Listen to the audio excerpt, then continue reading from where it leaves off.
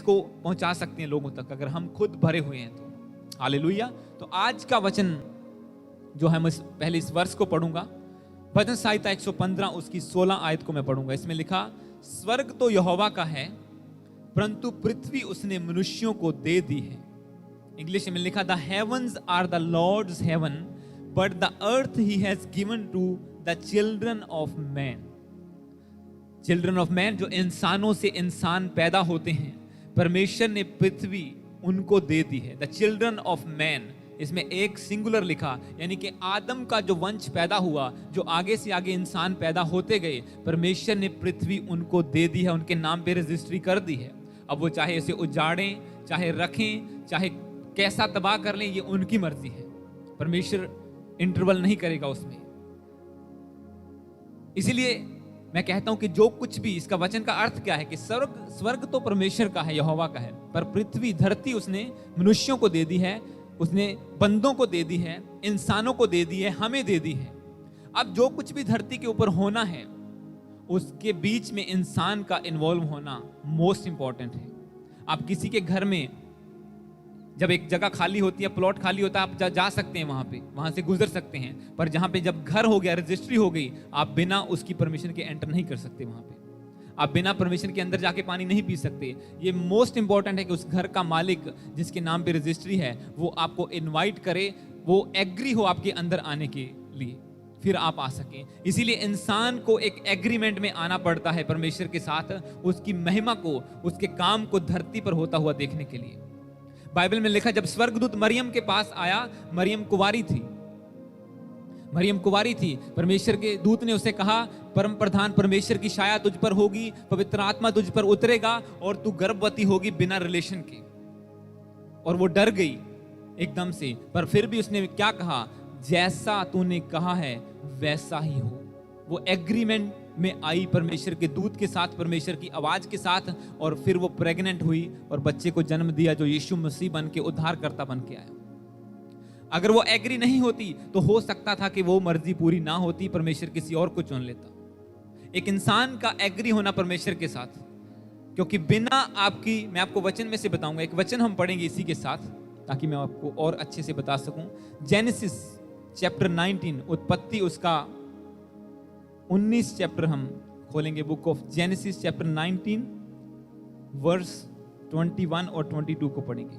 उत्पत्ति की किताब उसका 19 चैप्टर, सब जन अगर खोल लें इसको, उत्पत्ति की किताब उसका 19 chapter, book of Genesis chapter 19 verse 21 और 22 को।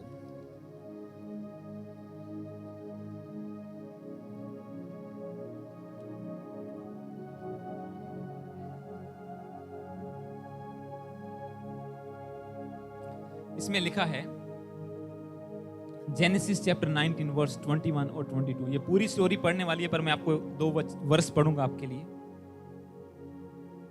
इसमें लिखा, 21 में लिखा है, उसने उससे कहा, देख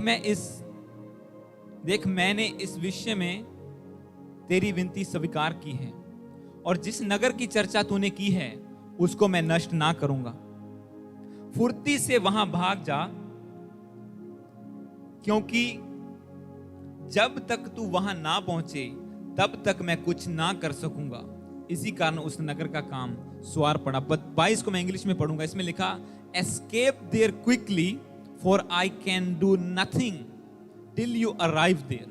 ये एक स्वर्गदूत लूत को कह रहा है।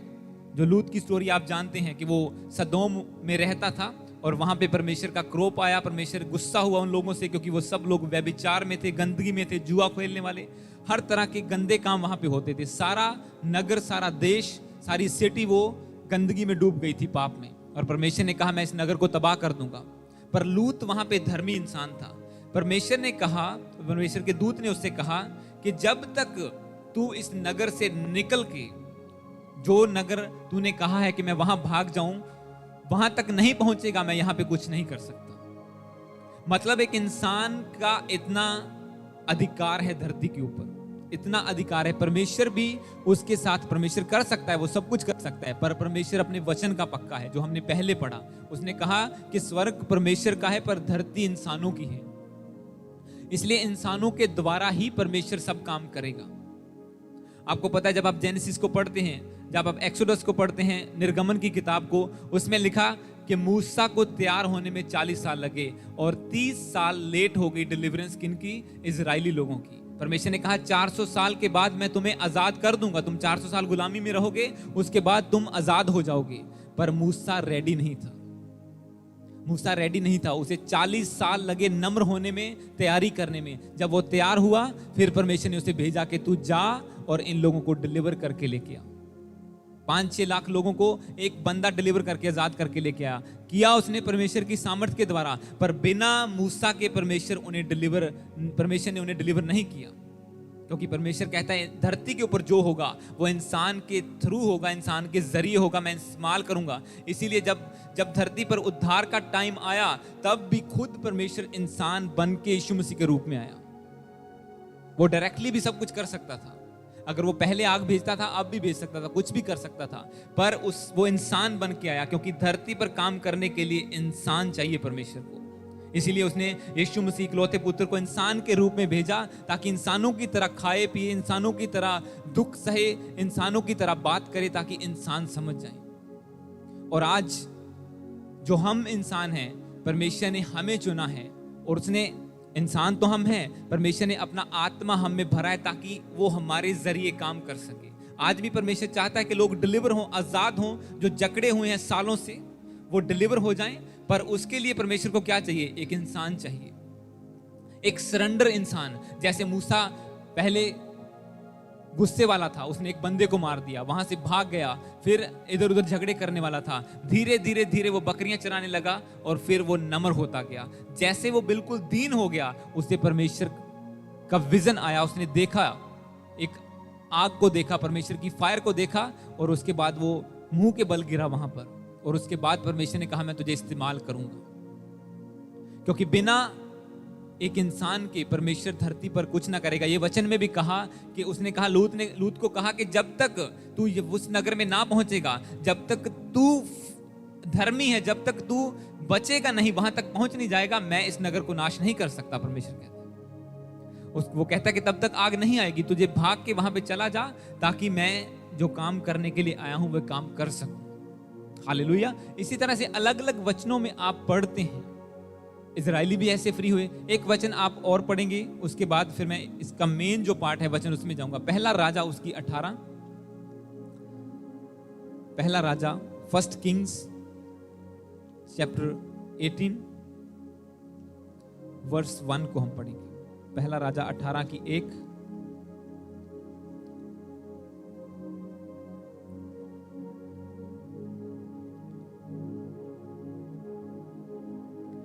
फर्स्ट किंग्स चैप्टर 18 वर्स 1 को, पहला राजा 18 की 1। अगर आप खोल चुके हैं तो मैं इसको आपके लिए पढ़ दूं। अब इसी चैप्टर में से हम वर्सेस को देखेंगे, 2-3 को। 18 की 1 में लिखा है, बहुत दिनों के बाद 3रे वर्ष में यहोवा का यह वचन एलिया के पास पहुंचा, जाकर अपने आप को अहाब को दिखा और मैं भूमि पर मैं बरसा दूंगा। मैं इसको दोबारा पढ़ूंगा, आप भी पढ़िए साथ में। इसमें लिखा, बहुत दिनों के बाद 3रे वर्ष में यहोवा का यह वचन एलिया के, एक प्रॉफिट के पास पहुंचा, जाकर अपने आप को अहाब को यानी कि राजा को दिखा दे और मैं भूमि पर मैं बरसा दूंगा। एलिया ने प्रार्थना की और बारिश होनी बंद होगी धरती के ऊपर। अब बारिश दोबारा कैसे होनी थी? परमेश्वर का वचन एलिया के पास पहुंचा, कहता है तू जाके अपने आप को उसे दिखा। मतलब एलिया जब वो डिक्लेयर कर चुका था कि आज के बाद बारिश नहीं होगी, ना बूंद भी ना गिरेगी, ना औस गिरेगी, कुछ भी ना होगा, धरती पर एक पानी की बूंद नहीं आएगी, तो वो भागा वहां से। और फिर उसके बाद क्या हुआ? वो छुप के रहने लगा।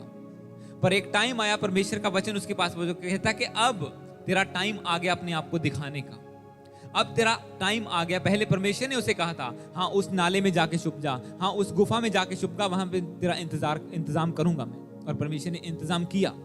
पर एक टाइम आया, प्रभु ने कहा अब तेरा बाहर आने का, चमकने का टाइम है। अब बाहर जा, राजा के सामने अपने आप को प्रकट कर और मैं बारिश कर दूंगा, मैं मींह बरसा दूंगा। मतलब फिर परमेश्वर ने इंसान को इस्तेमाल किया। फिर परमेश्वर ने कहा कि जब तक तू जाएगा, तू जाके जब दिखाएगा तब बारिश बरसेगी। और इसके बाद जब आप वचनों को पढ़ते हैं, इसमें लिखा कि जब एलिया उसके सामने गया, अहाब के सामने, और उसने कहा कि अब बारिश आएगी, और कोई बादल नहीं था, कुछ भी नहीं था। पर जैसे ही उसने डिक्लेरेशन की कि भाग जा, बहुत तेज बारिश आने वाली है, और एक बादल भी नहीं था, और उसके बाद जब प्रार्थना करने लगा तो एक मुट्ठी भर बादल उठा, फिर काली घटाएं छा गई, और एकदम से इतनी बारिश आने लगी कि वो बहुत तेज बारिश वहां पे बरसने लगी, और राजा भी बारिश में भीग गया, वहां पे घिर गया बारिश में, और एलिया खुद भी, क्योंकि एकदम से हुआ। क्योंकि परमेश्वर ने क्या किया, अब देखो, पर वहां पे बादल भी नहीं थे, कुछ भी नहीं थे, पर जैसे एक इंसान इन्वॉल्व हुआ परमेश्वर की मर्जी के साथ, कि अब एलिया कह सकता था कि मैं मर जाऊंगा, वो मुझे मार देगा, मैंने इतना बड़ा काम कर दिया, 3 साल हो गया, काल पड़ा है, लोग मर रहे हैं, रो रहे हैं, अगर मैं उसे देखूंगा भी वो मार देगा। पर नहीं, उसने परवाह नहीं की।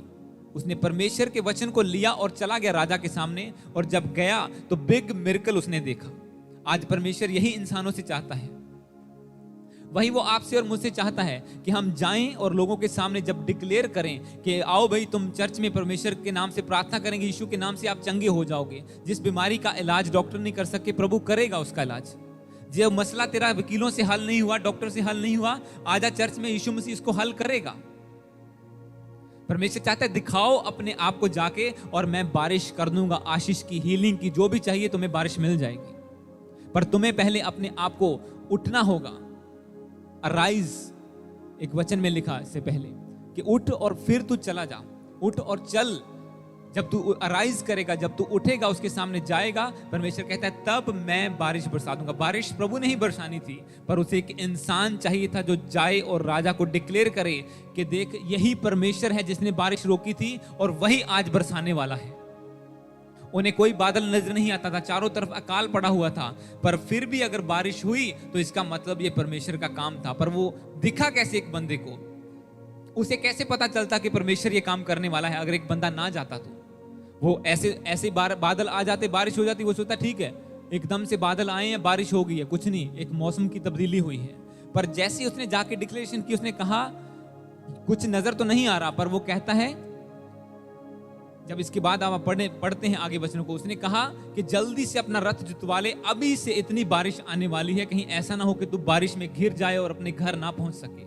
और मिनटों में बादल उठे और बारिश आई और सब कुछ वहां पे भीग गया।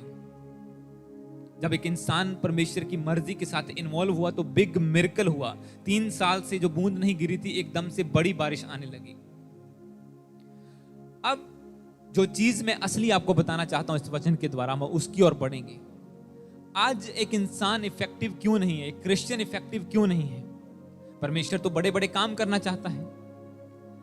जब एलिया वहां पे था, जब उसका चेला अलीशा था वो इफेक्टिव बना, पर उसके और भी बहुत सारे चेले थे, पर सब डर रहे थे, कोई भी उतना असरदार नहीं हुआ। ऐसी तरह से बाइबल में आप अलग अलग जगह पे देखते हैं, 3 चेले जैसे जो थे प्रभु यीशु मसीह के, पतरस, याकूब, यूहन्ना, पीटर, जेम्स, जॉन, जो थे वो ज्यादा इफेक्टिव थे, ज्यादा प्रभावशाली थे बाकी चेलों से। जब कोई काम फंस जाता था ना, एक जगह पे एक लड़की मर गई और वो कहते जल्दी से जाके पीटर को बुला के लेके आओ। उन्हें पता था कि हम इसे जिंदा नहीं कर सकते। उन्होंने पतरस को बुलाया, उसने आया, प्रार्थना की और लड़की जिंदा हो गई, क्योंकि उनका प्रभाव ज्यादा था। आज कुछ क्रिश्चियन वो यीशु का नाम भी नहीं ले सकते। हम कल ही किसी को प्रीच करके आए, एक दोस्त को मैं काफी सालों के बाद मिला और आधे घंटे के लिए गए थे, पर 2 घंटे लग गए। क्यों? यीशु मसीह की बातें शुरू हो गई, गवाहियां शुरू हो गई, और वो भी इंटरेस्ट नहीं, और बैठो और बताओ, और बैठो और बताओ। क्योंकि असर आपका कब बढ़ेगा, मिरेकल कब होगा, बारिश कब होगी, चाहे वो फाइनेंशियल हो, चाहे हीलिंग की हो, चाहे ब्लेसिंग की हो, कुछ भी हो, बारिश कब होगी? जब आप दिखाएंगे अपने आप को कि परमेश्वर, हमें नजर तो नहीं आ रहा, अभी नहीं है, पर हाँ, एक पास्टर जी की टेस्टिमनी में सुन रहा था, पॉल योंगिचो, जो उन्होंने कहा कि मेरे पास, मैं लोगों को गवाही देने लगा कि हाँ, उस टाइम, वो पुराने टाइम की बात है, हाँ मेरे पास साइकिल है, अच्छा ऑफिस है, ये कुछ है। बोला एक दिन लोग कहते कि मैं देखने आते हैं, हमें देखना है तुमने कैसा सामान लिया है। बोला मेरे पास तो कुछ भी नहीं था। जब देखने आए तो मैंने उससे कहा नहीं, अभी मेरे प्रार्थना में है, मैं इससे प्रेग्नेंट हूं, पर एक दिन परमेश्वर इसे डिलीवर कर देगा मेरी जिंदगी में। अभी मैं मेरी प्रार्थना में है, मेरे विजन में ये चीजें हैं, मैं इन्हें ले चुका हूं। हाँ, फिजिकल आगे आनी बाकी है मेरे घर में, मेरे ऑफिस में, या मेरे इस्तेमाल करने के लिए। वो कहता है एक दिन हो जाएगा। आज जब बाइबल कहती है कि बिना प्रोफेटिक विजन के, बिना विजन के प्रजा नाश हो जाती है, जहां विजन की बातें नहीं होती, जहां दर्शन की बात नहीं होती, वहां लोग निरंकुश हो जाते हैं, निराश हो जाते हैं, उन्हें कुछ नहीं पता किधर जाना है, क्या करना है। चर्च का कोई विजन नहीं है, आते हैं, हालेलुया आमीन बोलते हैं, खाते हैं स्नैक्स और चले जाते हैं।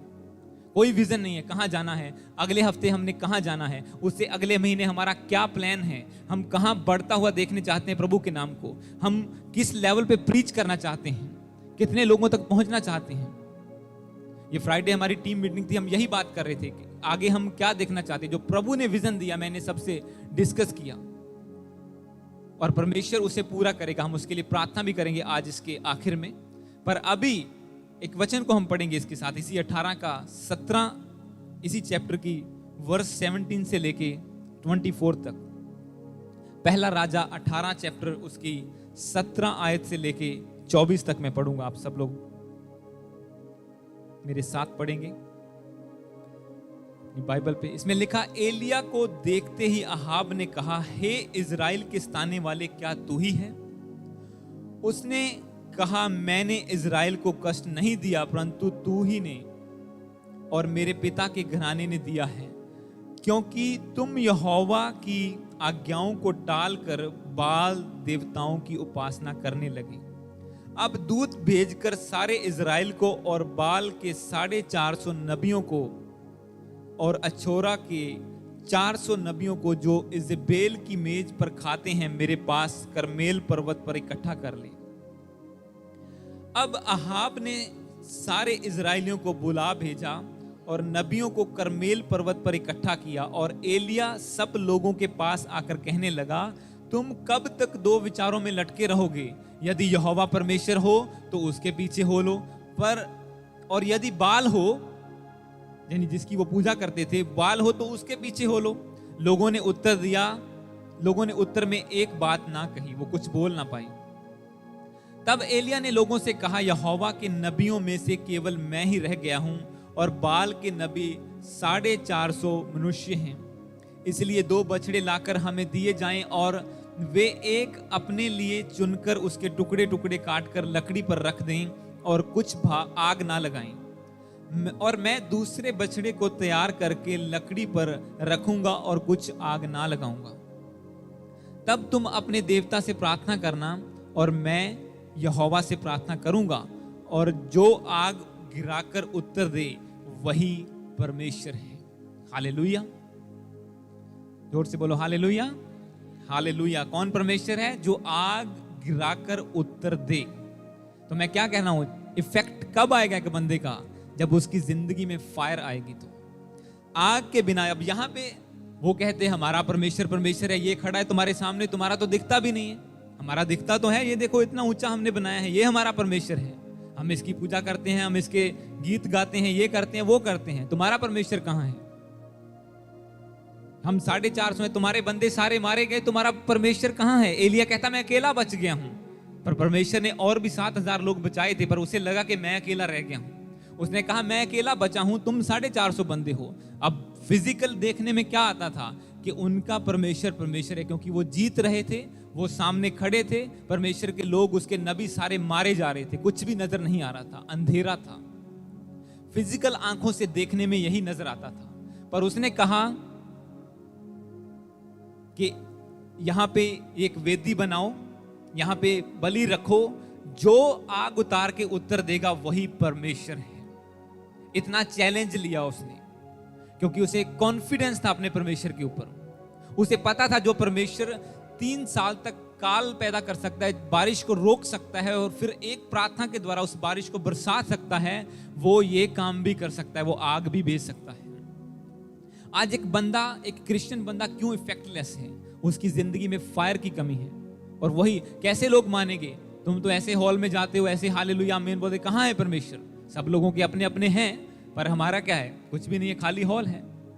पर जब उसके काम नजर आते हैं, जब उसकी फायर नजर आती है, जब लंगड़े चलते हैं, जब अंधे देखते हैं, तब लोग बोलते हैं हाँ यही परमेश्वर है। और ऐसा ही इसने कहा। हम इसी के आगे एक वचन को भी पढ़ेंगे, 18 की 30 और से लेके 39 तक, ताकि मैं और अच्छे से आपको समझा सकूं। ये सारा चैप्टर बहुत वंडरफुल है। 30 से लेके 39 तक पढ़ेंगे। इसमें लिखा, तब एलिया ने सब लोगों से कहा, मेरे निकट आओ, और सब लोग उसके निकट आए।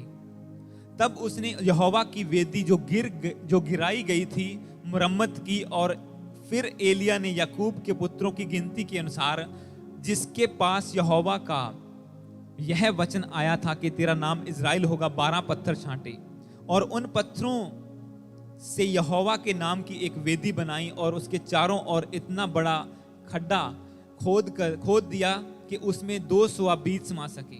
तब उसने वेदी पर लकड़ी को सजाया और बछड़े को टुकड़े टुकड़े काट कर लकड़ी पर सजाया, और कहा, 4 घड़े पानी भर के होम बलि पशु और लकड़ी पर उड़ेल दो। तब उसने कहा, दूसरी बार वैसा करो। फिर उसने दूसरी बार किया। उसने कहा, तीसरी बार ऐसा करो, और पानी उड़ेल दो, और पानी उड़ेल दिया। और 35 में लिखा, और जल वेदी के चारों ओर बह गया, और घड़े को भी उसने जल से भर दिया। फिर 36 में लिखा, फिर भेंट चढ़ाने के समय एलिया नबी समीप जाकर कहने लगा, हे अब्राहम, इसहाक और इज़राइल के परमेश्वर यहोवा, आज यह प्रकट करके इज़राइल में तू ही परमेश्वर है, और मैं तेरा दास हूं, और मैंने ये सब काम तुझसे वचन पाकर किए हैं। हे यहोवा, मेरी सुन के लोग यह जान लें कि हे यहोवा, तू ही परमेश्वर है, तू ही उनका मन लौटा लेता है। तब यहोवा की आग आकाश से प्रकट हुई, और होम बलि को लकड़ी और पत्थरों और धूल समेत भस्म कर दिया, और गड्ढे में से जल भी सुखा दिया। और यह सब लोग मुंह के बल गिरकर बोल उठे, यहोवा ही परमेश्वर है, यहोवा ही परमेश्वर है। हालेलुया। आज लोग चाहते हैं कि उनके घर वाले बोलें कि यीशु ही प्रभु है, यहोवा ही परमेश्वर है, तुम्हारा परमेश्वर सच्चा है, हम तो भूले भटके फिर रहे थे। लोग चाहते हैं उनकी सोसाइटी ऐसा बोले, लोग चाहते हैं उनके रिश्तेदार, उनके भाई बंधु ऐसा बोलें कि जैसा हम सच्चे परमेश्वर को मानते हैं। हाँ, ये दिखता तो नहीं है, पर सच्चा परमेश्वर यही है। जो दिखने वाला है वो सब मूर्तें हैं, जैसा बाइबल कहती है। जो दिखता है वो परमेश्वर नहीं है, पर सोसाइटी क्या कहती है? जो दिखता है वो बिकता है। हालेलुया। पर जो परमेश्वर है, जो सर्वशक्तिमान है, वो आत्मा है बाइबल के अकॉर्डिंग। अब एलिया के सामने बहुत बड़ा चैलेंज था, पर उसका कॉन्फिडेंस चैलेंज से भी बड़ा था। उसने अपने चैलेंज को और बड़ा कर लिया। उसने कहा, लाओ यहाँ लकड़ी रखो, वहां लकड़ी मैं रखता हूं, अपने देवता से प्रार्थना करो। अगर उसने आग भेजी, ठीक है, वो परमेश्वर है। अगर उसने नहीं भेजी, मेरे वाले ने भेजी, तो ये परमेश्वर है। उसने चैलेंज रख दिया लोगों के सामने।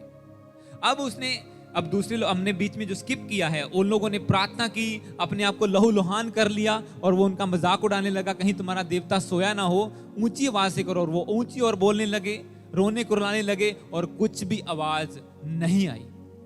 वचन में लिखा, ना तो कोई आवाज सुनाई पड़ी, ना कोई आग उतरी, ऐसा कुछ भी नहीं हुआ। अब उसने कहा, अब मेरी बारी है। अब सारे लोग मेरे चारों तरफ इकट्ठे हो जाओ। 400-500 लोग थे, जितने भी 450 लोग, सारे लोग इकट्ठे हो जाओ। अब मैं तुम्हें दिखाता हूं सच्चा परमेश्वर कौन है। उसने कहा, लकड़ी रखो, ये बलि रखो, ये वेदी बनाओ। और उसके बाद क्या हुआ? उसने सारा पानी उड़ेल दिया, उसे और भी गीला कर दिया, ताकि कहीं इनको ऐसा ना लगे एलिया ने पहले सेटिंग करके रखी होगी, यहाँ पे नीचे कुछ रखा होगा और इसने कुछ दबाया और आग लग गई है। उसने कहा, नहीं, पानी डालो, और डालो, और डालो। 3 बार पानी डाला, सारी लकड़ी भीग गई, सारा खड्डा जो था पानी से भर गया, ताकि ऐसा ना लगे कि वहां से चिंगारी इसने डाल दी धीरे से। उसने प्रूव किया लोगों को कि नहीं, ये आग मैंने नहीं लगाई। और बाइबल में लिखा, जैसे ही उसने प्रार्थना की, आग उतरी, फायर उतरी। पर वो एक बात मिस कर गया यहाँ पे। अगर आप वचन को दोबारा पढ़ो 36 को, इसमें लिखा, फिर भेंट चढ़ाने के समय एलिया नबी समीप जाकर कहने लगा, हे अब्राहम, इसहाक और इज़राइल के परमेश्वर, आज प्रकट करके इज़राइल में तू ही परमेश्वर है। मैं तेरा दास हूं, मैंने ये काम तुझसे वचन पाकर किए हैं। यहां क्या आ गया 2 बार? मैं। तू परमेश्वर है, मैं तेरा दास हूं, मैंने ये काम तेरा वचन पाके किए हैं। और वहां पे कोई आग नहीं उतरी, कोई फायर नहीं उतरी। फिर उसने गलती को रियलाइज किया, 37 में कहा, उसने कहा, हे यहोवा मेरी सुन, मेरी सुन। 2 बार उसने बोला कि लोग जान ले, हे यहोवा तू ही परमेश्वर है, तू ही उनका मन लौटा ले आता है, मैं कुछ नहीं हूं, तू ही परमेश्वर है, तू ही आग भेजने वाला है, तू ही लोगों के मनों को बदलने वाला है। जैसे ही उसने मैं डाला, एक पास्टर जब मैं डाल देता है, हाँ मैं हीलिंग कर रहा हूं, वो काम नहीं होता फिर, क्योंकि वचन क्या कहता है? यीशु मसीह ने कहा, अपना क्रूस उठा के, अपना इनकार करके, अपने आप को दबा के मेरे पीछे चलो। सिर्फ जो काम करे वो परमेश्वर का आत्मा करे और सारी महिमा प्रभु के नाम को मिले। हालेलुया, सारी महिमा इज्जत उसी के नाम को मिले। इसीलिए जब इसने कहा, इसे भी फिर अब पंगा तो बड़ा ले लिया, लकड़ी सूखी थी अच्छी भली, वो भी गीली कर लिया, आग भी नहीं आ रही, अब क्या हो गया? फिर जैसे ही उसने देखा, हाँ ये तो मैं बोल दिया, उसने कहा, हे परमेश्वर मेरी सुन, मेरी सुन, आज प्रकट कर सबके सामने कि तू ही परमेश्वर है, तू ही लोगों के मनों को बदलता है। जब हम सारी महिमा, अपने एक एक गवाही परमेश्वर के नाम को महिमा देते जाते हैं, परमेश्वर प्रकट करता जाता है कि वही परमेश्वर है। आपको जोर नहीं लगाना पड़ेगा रिश्तेदारों के सामने, दोस्तों के सामने, मोहल्ले के सामने कि हाँ जी असी सच्चे परमेश्वर ਨੂੰ ਮੰਨਦੇ ਹਾਂ, साडा परमेश्वर सच्चा है, चर्च आओ यही सच्चा। नो, आपके काम बोलेंगे, परमेश्वर की सामर्थ, उसकी फायर बोलेगी कि हाँ यही परमेश्वर है। हालेलुया। पर प्रॉब्लम कहां पे है, जो मैं आपको मेन पॉइंट बताना चाहता हूं आज। अब सब आपने सीख लिया, परमेश्वर को इंसान चाहिए काम करने के लिए। आज के वचन का टाइटल है ऑल्टर ऑफ प्रेयर, प्रार्थना की वेदी। ऑल्टर ऑफ प्रेयर, जिस वचन पे आज मैं टू द पॉइंट आज मैं अभी आपसे बात करने वाला हूं। प्रार्थना की वेदी। प्रॉब्लम कहां पे है? ये सब काम परमेश्वर करना चाहता है। अगर वो एलिया के साथ कर सकता है, वो दूसरों के साथ। एलिया के बहुत से चेले थे, 50 यहां पे, 100 वहां पे, 200 वहां पे, कोई भी ऐसे काम नहीं कर पाया सिवाय एलीशा के। एक बंदा था, जैसे एलिया जब स्वर्ग पे चढ़ने वाला था, उसने चादर को मारा और नदी 2 भाग हो गई और बीच में से निकल गया वो, और एलीशा उसके पीछे था। सब लोग डर रहे थे, यार जब चले गए तब वापस कैसे आएंगे? अब तो सूखा है, अब तो चले जाएंगे, अगर इसके पीछे लग गए ये बंदे के तो ये तो स्वर्ग में चढ़ जाएगा, हम वापस कैसे आएंगे नदी से? पर एलीशा बिना परवाह किए उसके पीछे चला, कहता नहीं मैं तेरे पीछे जाऊंगा, परमेश्वर की शपथ मैं तेरा पीछा नहीं छोड़ूंगा। और उसने वो मसा पाया, वो अनॉइंटिंग पाई। जैसे वो स्वर्ग में चढ़ा एलिया, एलीशा ने देखा उसे और उसकी चद्दर उस पर गिरी, सेम अनॉइंटिंग उसके ऊपर आई। उसने डबल पोर्शन मांगा, मुझे डबल पोर्शन चाहिए। जब उसने वापस आना था, उसने चद्दर मारी, नदी 2 भाग हो गई, और बाकी जितने चेले थे 50, 100, 1000, सब घुटने टेक गए एलीशा के सामने। हाँ, एलिया का मस्सा, उसकी अनॉइंटिंग इसके ऊपर आ गई। क्यों? वो अधीनगी में सेवा कर रहा था, वो बिना लालच की सेवा कर रहा था। बाकी सब लोग शिक्षा प्राप्त कर रहे थे, पर वो सेवा कर रहा था। चर्च में अलग तरह के लोग आते हैं, कुछ हाँ सरमन बड़ा वधिया बोले आज, बस ठीक है, बहुत वधिया गल्लां होइयां। कुछ है कि नहीं, मुझे इन पे काम करना है, जो मैंने सुना, जो मैंने पढ़ा, जो वचन कहता है, मुझे इस पे काम करना है और मुझे परमेश्वर की सेवा करनी है। तो पॉइंट कि क्रिश्चियन लोग इफेक्टिव क्यों नहीं है? क्योंकि उनकी वेदियां प्रार्थना की गिरी हुई है। अगर इस वचन को आप ध्यान से पढ़ो, सब कुछ हुआ, उसने चैलेंज किया, उसने लकड़ी रखी, आग भी उतरी, फायर भी उतरी, लोगों ने घुटने भी टेक दिए कि बोले यहोवा ही परमेश्वर है। वो 450 बंदे, ये अकेला था, उनकी वेदी पे कुछ नहीं हुआ। इसकी लकड़ी पर फायर आई और सब लोग घुटने टेक गए कि हाँ भाई तेरा परमेश्वर परमेश्वर है, हमारा तो कुछ नहीं है। पर इससे पहले उसने एक काम किया, जिसे हम पढ़ेंगे 31 में दोबारा, इसी का 18 की 31, 30 से लेके। इसमें लिखा, तब एलिया ने सब लोगों से कहा मेरे निकट आओ, और सब लोग उसके निकट आए। तब उसने यहोवा की वेदी जो गिराई गई थी उसकी मरम्मत की। उसने क्या किया? इंग्लिश में मैं पढ़ूंगा, and he repaired the altar of Lord that had been thrown down. जो वेदी थी गिराई गई थी, सबसे पहले उसने मुरम्मत की उसकी। उसने प्रिपरेशन की अपनी, इतना बड़ा मिरेकल देखने से पहले, इतना बड़ा चैलेंज लेने से पहले, इतनी बड़ी फायर को, इतने बड़े मिरेकल को देखने से पहले, लोगों के सामने जाने से पहले वेदी तैयार की उसने। जो ऑल्टर गिर गया था, उसने बाइबल में लिखा उसकी रिपेयर की, उसकी मरम्मत की। फिर 31 में लिखा, फिर एलिया ने याकूब के पुत्रों की गिनती के अनुसार, जिसके पास यहोवा का यह वचन आया था, तेरा नाम इज़राइल होगा, 12 पत्थर छांटे। इसका मतलब पता क्या है? परमेश्वर की वाचा, उसके वायदे, उसने अब्राहम से वादा किया था मैं तेरे वंश को बढ़ाऊंगा, अब्राहम इसाक से किया था मैं आगे तेरे वंश को बढ़ाऊंगा, याकूब से किया था। यहाँ पे लिखा जिसका वचन याकूब के पास आया था कि तू, तेरा नाम इजराइल होगा। परमेश्वर ने उससे प्रॉमिस किया था कि तू कभी डाउन नहीं होगा, तेरा वंश बढ़ता जाएगा, तेरे वंश में मिरेकल्स होंगे। अब उसने वेदी, सबसे पहला पॉइंट क्या है कि लोगों की वेदियां गिरी हुई हैं, उसकी कोई मरम्मत नहीं करता। आज प्रार्थना हो गई, कल नहीं हुई, फिर एक दिन हो गई, 3 दिन नहीं हुई, कोई कंटिन्यूस प्रेयर नहीं है। क्योंकि जब आप, वेदी कब तैयार होती है? वो दिखती नहीं है। आपके घर में वेदी जो ऑल्टर है वो रेडी हो जाता है प्रार्थना का। जब आप डेली एक जगह पे जाके घुटने टेकते हैं, वहां पे आत्मिक वेदी बन जाती है परमेश्वर की। मैं बहुत बार जब अपने प्रेयर रूम में जाता हूं, 1 सेकंड घुटने टेकता हूं, उसी वक्त परमेश्वर की प्रेजेंस फिल कर देती है। क्यों? वहां पे ऑल्टर बन चुका है, वहां पे बलिदान चढ़ाए जाते हैं लगातार घुटनों पे आके। अब ये बलिदान चढ़ाने की जरूरत नहीं है, बछड़ा लाओ जी, काटो जी, रखो जी। अब परमेश्वर आत्मिक बलिदान चाहता है। वो कहता है अपने शरीर को जीवता बलिदान करके परमेश्वर को भावता हुआ उसके सन्मुख चढ़ाओ। अपने अंगों को धार्मिकता के हथियार होने के लिए समर्पित कर दो। तुम्हारे अंग पाप ना करें, इससे धार्मिकता की बातें हों। इसमें परमेश्वर के वचन पर काम करे, तुम्हारे अंग पाप की ओर ना बढ़े। तुम्हारा शरीर परमेश्वर के वचन के लिए, उसकी महिमा के लिए इस्तेमाल हो। अपने शरीर को जीवता बलिदान करके, मतलब जीना भी है, बलिदान भी कर दिया। जीते हुए मरना। इच्छा है आज खाना खाना है, नहीं फास्टिंग रखी है। इच्छा है शादी पे जाना है, नहीं आज चर्च है, आज चर्च पे जाना है। ये क्या है? मरना और जीना दोनों। जीना प्रभु के लिए, मरना अपने आप के लिए, अपने शरीर के लिए। आज शरीर में मरकर, शरीर की इच्छाओं को मारकर आत्मा की मर्जी को पूरा करना। हालेलुया।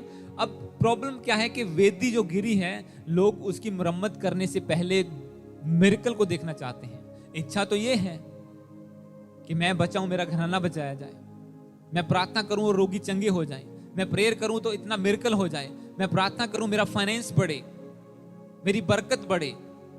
पर जो मरम्मत है, जो वेदी गिरा दी गई है, उसकी मरम्मत की ओर कोई ध्यान नहीं है। प्रार्थना की ओर कोई ध्यान नहीं है कि प्रार्थना भी करनी है भाई, शाम को कोई डेडिकेटेड टाइम भी रखना है परमेश्वर के लिए।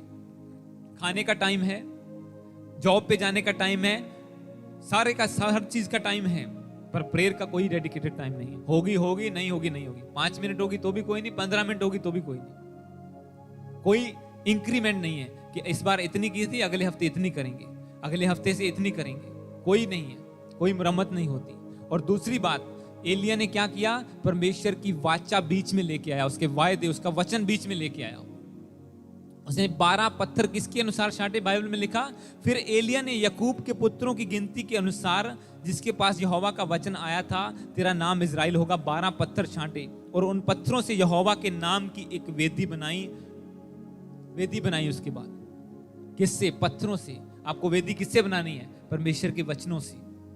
उसके वचनों को मनन कर करके, परमेश्वर तेरा वचन ये कहता है, तेरा वचन ये कहता है, तेरा वचन कहता है कि हम बड़े बड़े काम करेंगे। तेरा वचन कहता है जो तुझसे पैदा हुआ वो शरीर से नहीं, वो आत्मा से पैदा हुआ है। इस तरह से अपनी वेदी को आप रेडी करते हैं। 12 पत्थर उसने लाया बीच में, मतलब परमेश्वर की वाचा को, उसके वायदों को, उसके वचनों को स्मरण किया कि परमेश्वर।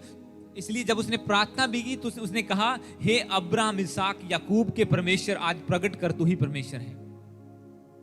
कि तूने वायदे किए थे कि इन बंदों से, आज अपने वायदों को पूरा कर। उसने वाचा को, एक परमेश्वर के कोवेनेंट को बीच में लेके आया और उसने फायर को उतरते हुए देखा। इसीलिए जब आप बाइबल को पढ़ते हैं, उसमें लिखा हुआ है कि यूहन्ना ने, अगर आप मत्ती की किताब को पढ़ते हैं, उसमें लिखा हुआ, या लूका में भी आपको मिल जाता है अलग अलग बुक्स में, यूहन्ना ने कहा कि मैं तो तुम्हें पानी से बपतिस्मा देता हूं, पर जो मेरे बाद आने वाला है वो आग से बपतिस्मा देगा। एलिया के सामने लोग कब झुके? परमेश्वर के सामने, एलिया के परमेश्वर के सामने, जब फायर आई तो। और यीशु मसीह के पीछे कब लोग चले? यूहन्ना के पीछे क्यों नहीं चले? कुछ लोग बपतिस्मा लेते थे, अच्छा, फिर अपने काम में लग गए, पर यीशु मसीह के पीछे भीड़ चलती थी। क्यों? वो फायर से, आत्मा से काम होते थे।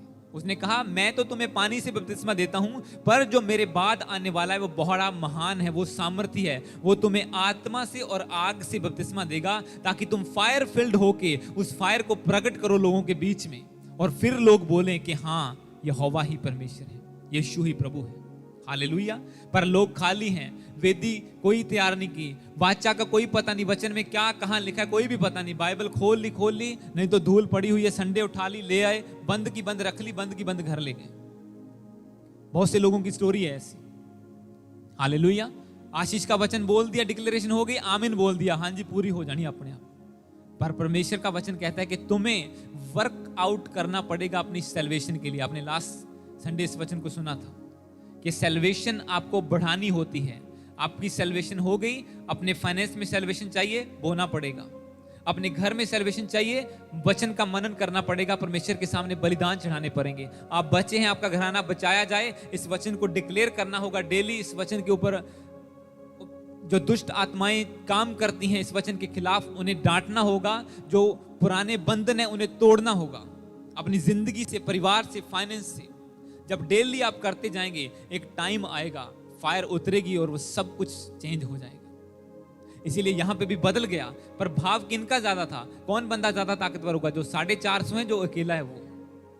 क्योंकि 450 बंदे थे एक तरफ, और राजा भी उनकी ओर था, और एक वहां पे औरत थी इजेबेल, वो भी उनकी ओर थी। सारी अथॉरिटीज एक तरफ थी, एलिया अकेला एक तरफ था।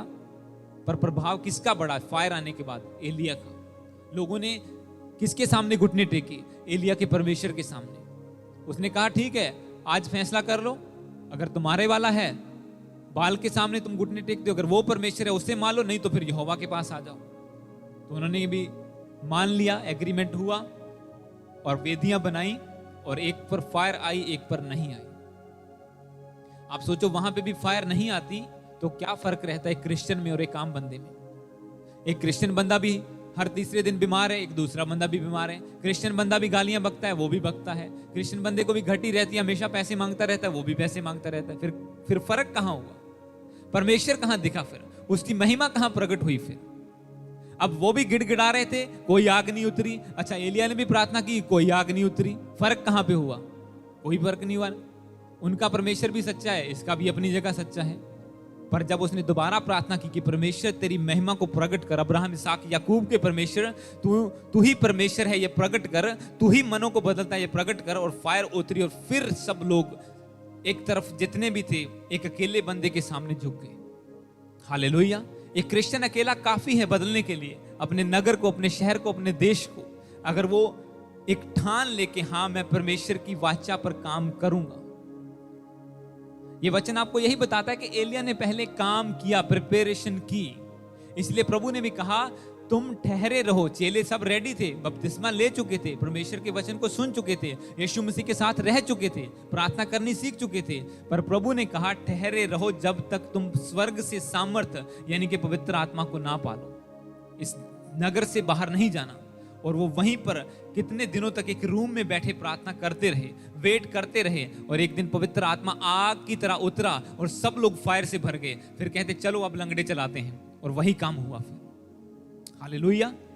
पहले उन्होंने तैयारी की, कुछ दिन लोगों के विरोध को भी सहा, ताड़नाएं भी सही। जब लोग वो बाहर जाते थे, लोगों ने पीटते थे, उन्हें डर था किसी ने भी तलवार मार के हमें मार देना है। वो प्रेशर से होके गुजरे, अपनी तैयारी की उन्होंने।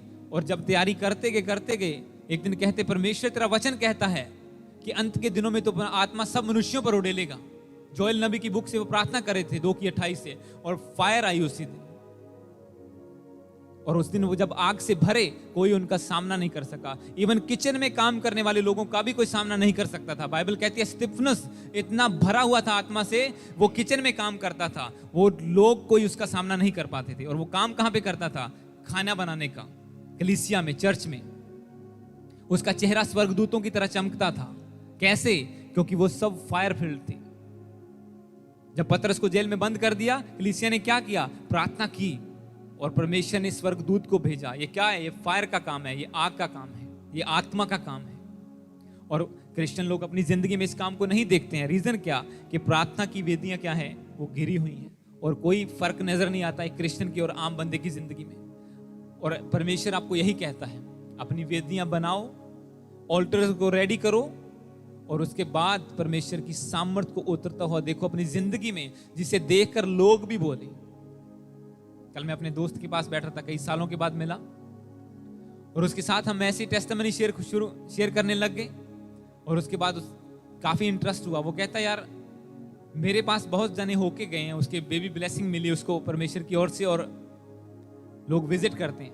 बोला इतने कोई बात करता है यार, ये सिंगर मारा गया, माड़ा होया, चंगा होया, अच्छा ये पॉलिटिशियन ने ये कर दिया, इधर की बात कर दी, ये मूवी आ गई है, पर तुम्हारा बातें कुछ अलग हैं, तुम्हारी बातें अलग हैं। और वहां पे भी जब हम चाय पीने लगे, कुछ खाना रखा, प्रार्थना की वहां पे। मैं बोला भाई प्रेयर करनी है, हाँ ठीक है, प्रार्थना की। बोला यार हम तो ऐसे उठा के खा लेते हैं, तुम तो अच्छा काम करते हो। ये क्या है? परमेश्वर के कामों का प्रगटीकरण है, ये लोगों के सामने उठना है। परमेश्वर ने के वचन एलिया के पास पहुंचा, कहता जाके अहाब राजा को दिखा तो मैं बारिश बरसाऊंगा। जब तू उसके सामने खड़ा होगा, जाके उसे बोलेगा कि बारिश आने वाली है, तो मैं स्वर्ग खोल के बारिश बरसा दूंगा। पर अगर हम जाना नहीं चाहते किसी के सामने, बोलना ही नहीं चाहते कि मैं चर्च जाता हूं, यीशु को मानता हूं, तो फिर क्या, फिर बारिश होनी है क्या, आग होनी है, बैठे रहो बस, चलते जाओ, खुद आते हो और खुद बचे रहो, दैट्स इट, इतना ही काम है फिर। पर जब हम कुछ एक्स्ट्रा ऑर्डिनरी करते हैं, जब बाउंड्रीज के बाहर जाते हैं, तो परमेश्वर भी अपनी लिमिट को बढ़ा देता है। हालेलुया। क्योंकि धरती किसकी है? इंसानों की। परमेश्वर ने वचन में क्या पढ़ा आपने अभी 115 की 16 में वचन संहिता, स्वर्ग तो परमेश्वर का है, पृथ्वी उसने मनुष्यों को दे दी है, और इस पे हमें मनुष्यों को ही काम करना होगा। हालेलुया। तो आओ हम प्रार्थना में जाएंगे। गॉड ब्लेस यू ऑनलाइन और जहां पे सब लोगों को परमेश्वर ब्लेस करे इस वचन के द्वारा, इस वचन पर मनन करके। और आज मैं आपको वचन